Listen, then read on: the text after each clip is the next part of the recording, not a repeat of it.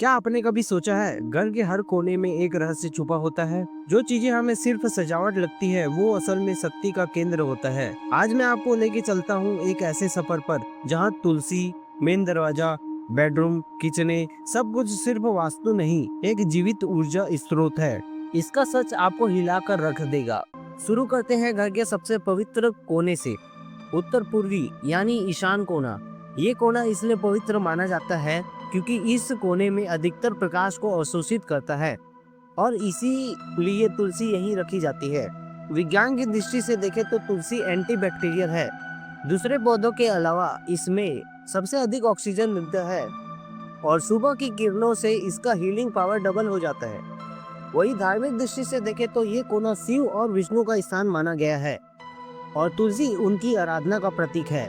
और अब चलते हैं घर के दरवाजे की तरफ, जहाँ से सभी ऊर्जा घुसती है। क्या आपके घर के दरवाजे पे कभी आम के पत्तों का तोरण लटकते देखे हो? सिर्फ शगुन के लिए नहीं होता, आम के पत्ते एंटी फंगल होते हैं जिससे घर के बाहर के वाइब्रेशन को ये न्यूट्रलाइज करता है। धार्मिक रूप में ये लक्ष्मी जी का स्वागत चिन्ह माना जाता है। लेकिन अब बात करते हैं उस जगह की जहाँ सबसे ज्यादा समय बिताया जाता है, बेडरूम। विज्ञान कहता है हमारे दिमाग में लोहे के कुछ कण होते हैं और अगर सोने के वक्त सिर दक्षिण दिशा में हो तो पृथ्वी के मैग्नेटिक फील्ड से टकराव होता है जिससे बुरे सपने, तनाव होते हैं। वास्तु भी यही कहता है सिर हमेशा पूर्व या पश्चिमी पूर्व में होना चाहिए।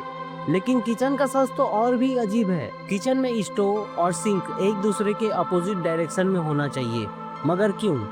आग और पानी दोनों एक्सट्रीम एलिमेंट्स हैं। अगर ये पास हो तो घर में टेंशन, आपस में टकराव और हेल्थ इशू बढ़ने लगते हैं।